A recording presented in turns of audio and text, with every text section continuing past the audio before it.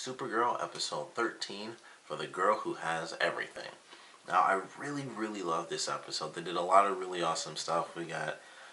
I'd say we had a couple of cool surprises. One of the final one, of course, being the biggest one, which was them actually killing off Astra, which kind of blew my mind. I really thought that she'd be in the series for quite a while. I thought she would kind of be the main villain, and that was kind of her storyline. She'd be the villain. She'd be the only family that Kara, official, blood family that Kara has left. And that's how that would kind of play out. They constantly have this back and forth. Eventually, she'd be captured or something like that, which, I guess technically she was, but we saw how that worked out. And it would just continue on for a while, maybe 2 seasons, probably, not the entire series, but like 2 seasons or 1.5 or something like that. And she gets killed by the end of this episode by Alex of all people, which I thought for one was actually very cool, because Alex is the human element of the fighters in this show. We have Supergirl, we have the Martian Manhunter, and we have Alex, who is the human in this crazy world. Of course, all the other, EOD agents, sure, but they don't matter because they don't have names, so no one gives a crap. But it was really cool the way they did it too. Like when she had the machete and it was just a full kryptonite machete blade, that was really sweet to me because she grabbed the machete and I was like, man, did she, she grabbed the machete, and I was like, yeah, she grabbed a giant blade. I was like, why'd she do that? It looks cool, in her back she can pull out a machete. I was like, why'd she do that? Why'd she need a machete for? Because that's the fighting against Kryptonians and other random super strength creatures.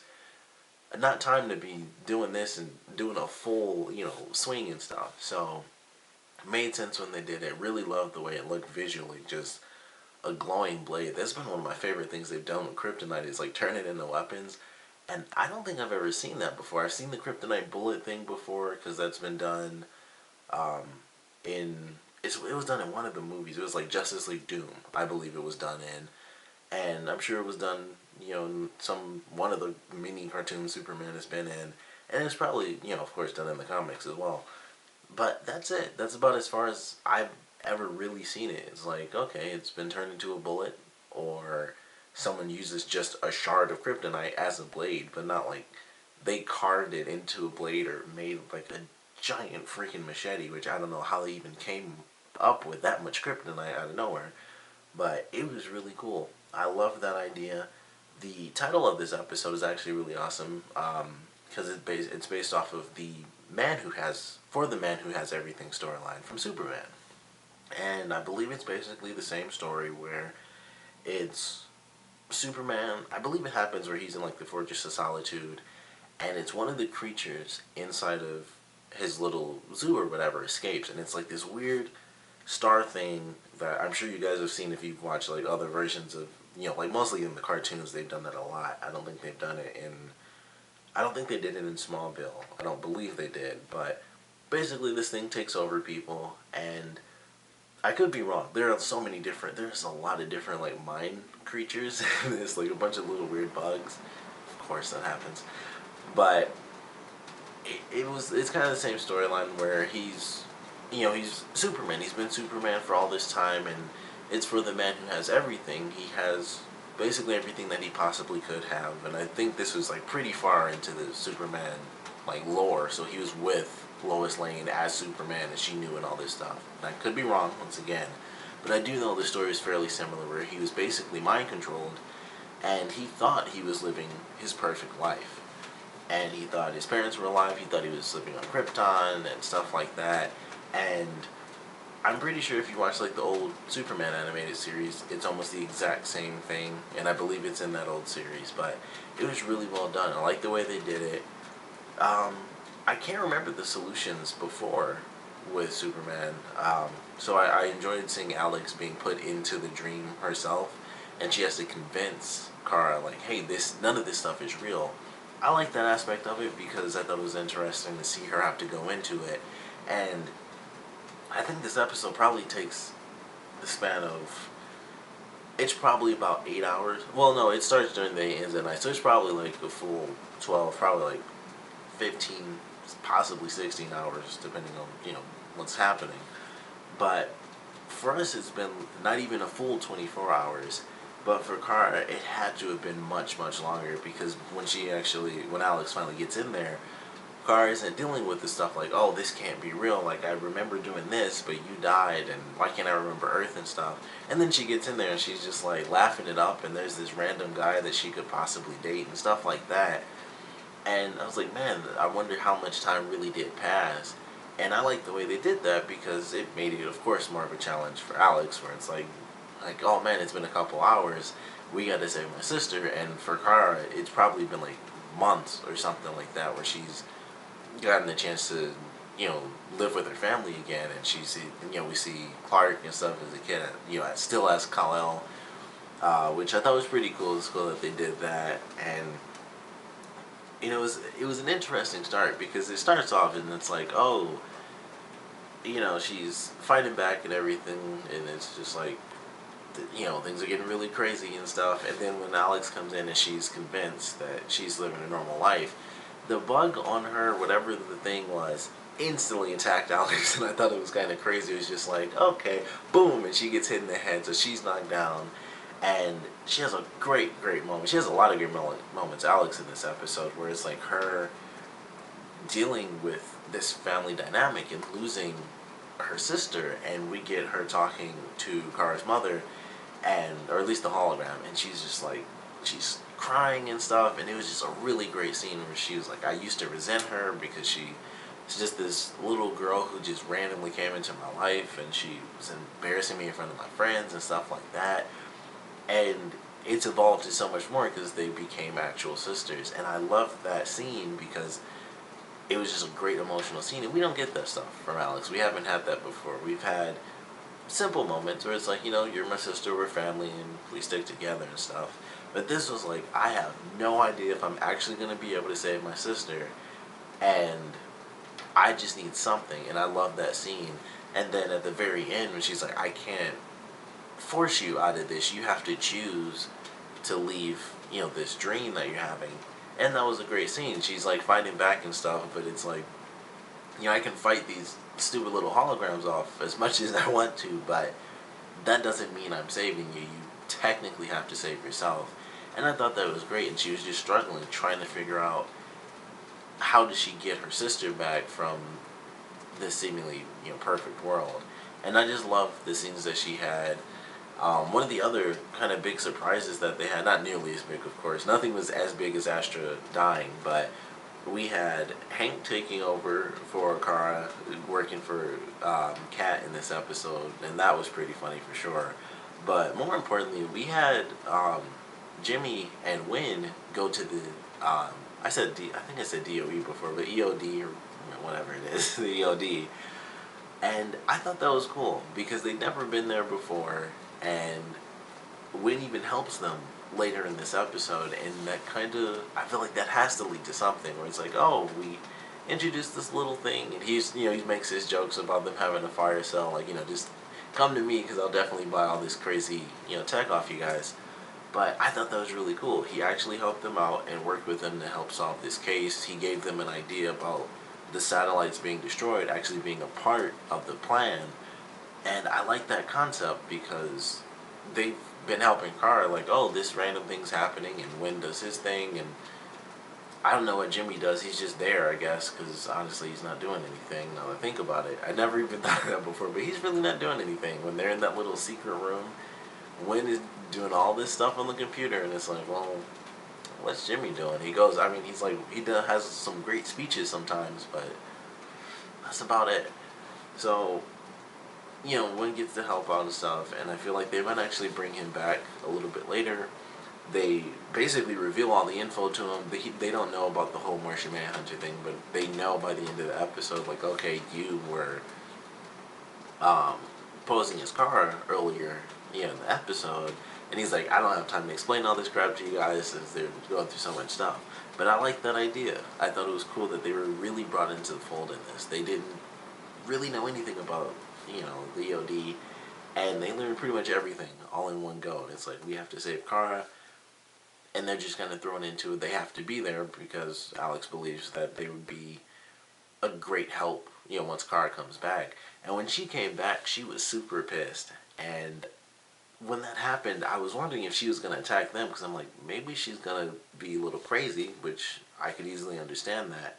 But she was just super mad, and she goes to fight Non, and, you know, unfortunately he escapes, but they do have to leave some villain that we know, at least, because they could have killed them both, which, if they did kill them both, if, you know, somehow Kara ended up killing Non, that would have been a crazy episode if both characters died and then there was like a new villain that rose. That would be interesting. But Non survives. The plan for Myriad does continue, so we still don't know what it is, but it's going to be happening very soon. So I'm looking forward to that. The death of Astra was very surprising to me. I couldn't believe they did that so early on. Like, I know it's 13 episodes, but she's only been in, maybe, I guess she's been in like half of them or something like that. Probably less than that. Probably only like 4. But I think it was a pretty cool moment for the show for sure, and it was definitely a great development episode for some of the characters. Mostly for Alex, just, I guess it wasn't necessarily development for her, but it was, she just had great character moments. And then some of the little reveals, like Jimmy and Wynn getting to the DOE or EOD. Oh, I'm mixing the letters up now. But them getting to the EOD, Wynn helping out, seeing more Martian Manhunter is just always awesome. So no twist or anything, but that's just freaking sweet. So I love that for sure. I was a little surprised that he went. Oh, actually, one thing that did surprise me during the fight is that he became intangible for 1 second when Astra went to punch him, and she went straight through him, and then he turned around and like hit her or something. That was very cool because they've done a little downplaying of, you know, his powers in the show, because he can't be normal Martian Manhunter. He'd be insanely, you know, OP in the series. So I was surprised to see him in his normal form, and, you know, he goes intangible and stuff like that. I thought that was really cool. He's like in the middle of a fight. She just punched straight through. I was like, oh, that's very cool. He like grabs her and flies up, you know, rams her into the building and all this stuff, and slams her back into the ground. So the fight was very cool. I still love the way they're doing the CGI on his character. I think it's kind of a weird thing because I'm pretty sure that's an actual person's body, but they're doing like the head is CG, and I feel like they could easily do that with practical effects, and maybe it just wouldn't be as easy because, you know, well, I mean, they're fake punches, so it's not like they're actually hitting each other anyway, so I don't know, but it still looks like the body is an actual person, and then they do like the full head and complete CG, but the head doesn't tend to move around too much, so it's not like crazy CG or anything. So I'm very surprised that they don't just go ahead and do like a prosthetic, you know, fake head. But they probably won't at this point because they've had a couple of different scenes where they focused on it. Not that it would matter that much. If they went practical, it would clearly look a little different because you can tell that it's CG, and then you'd be able to tell it's practical. But I don't think anybody would hate it in any way, shape, or form. And it looked real enough,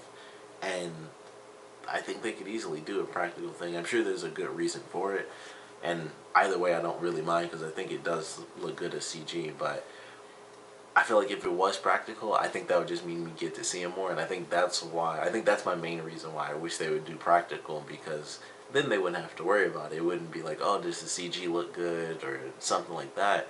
They could just be like, here's a person, you know, in the suit, and boom, we could just have Martian Manhunter walking around if they wanted to do that. But either way, still looks really awesome. Glad to see him get into the action, and he didn't hesitate either. He was in the action because that's what he needed to do, and that's it. So that was a really cool moment as well. We got some pretty good emotional stuff out of him too, when just as Hank, and him wanting to save Alex and wanting to try to pull her out and stuff like that. I really like that. And he had like just a tense moment with Jimmy, and it's like, I gotta pull her out because I have to at least save one of his daughters. I can't, I don't want to let either of them go, but if I have the chance to at least save one of his daughters for sure, then that's what I have to do. And I thought that was a really cool moment for his character. Like, he had to make a very tough choice, even though he, it doesn't seem like it to a lot of the people around him. But it's a lot tougher than anyone. Even Jimmy, when he mentioned, like, she's a bit more than just an agent. She's like family.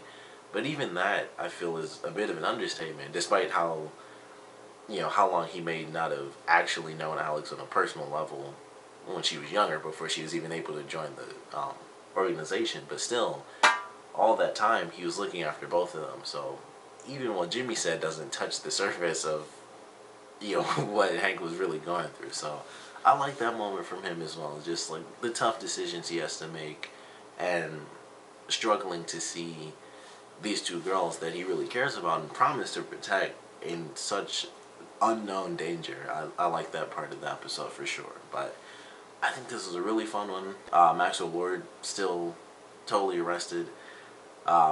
I highly doubt they let him out. They probably could have even said, like, sure, we'll let you out. I thought Hank was going to say that, honestly. Like, okay, we'll do that, and then just lie to him at the end. But I'm sure he'll be locked up, no big deal. And I'm looking forward to what we get in this next episode. I'm assuming because of what happened in this one, we're going to see the plans kind of really come together for whatever Myriad really is. So I'm looking forward to that. It was basically comments in this episode, seemingly. That's all we got. And then everyone took off, but the next scene was sort of a little burial or sort of ceremony type of moment for Astra. So we still didn't really see what came down from the sky. But I mean, unless those were supposed to be the satellites, which I guess they could have been, but they looked very blue, and I was like, those don't look like satellites coming down to me. So that's probably what it was, now that I think about it. But hopefully something crazier. But either way, I'm looking forward to the episode. I can't remember which one it is. It's something coming up very soon, but I think it's episode 16, I want to say.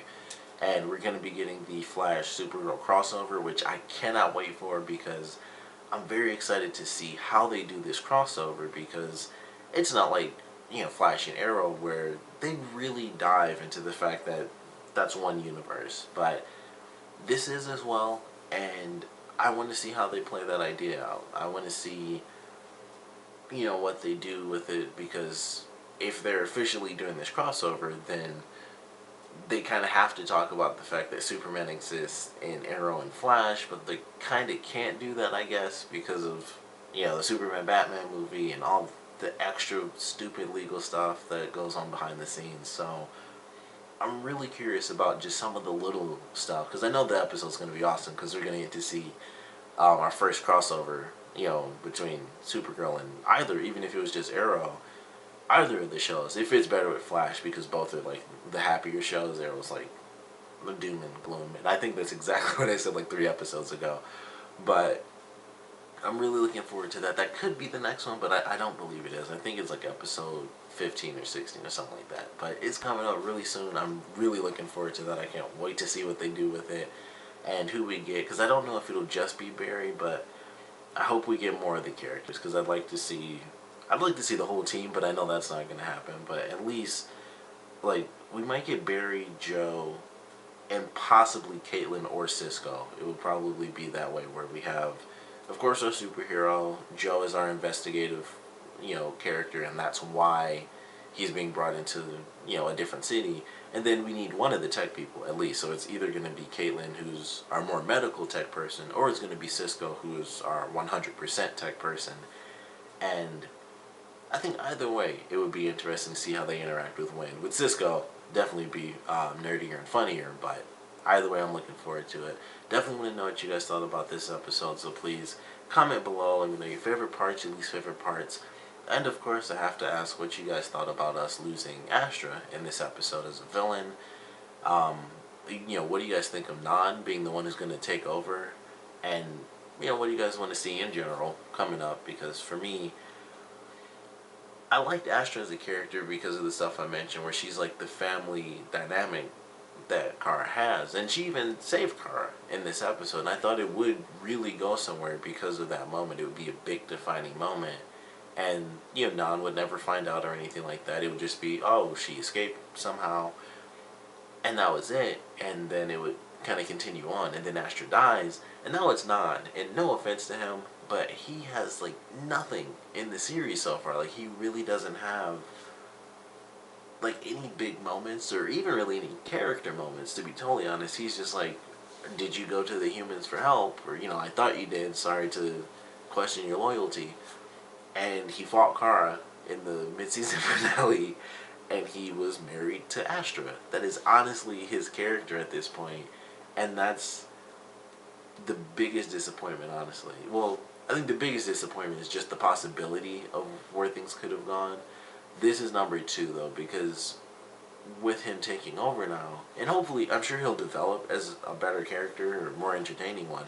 But Astra was the main person, and they were like, it was solely focused on Astra, and now it was like her husband, who didn't act much like a husband. They were always just like commander and general, I guess. I really don't know ranks, but I don't know. I mean, he's hasn't really done too much as a character.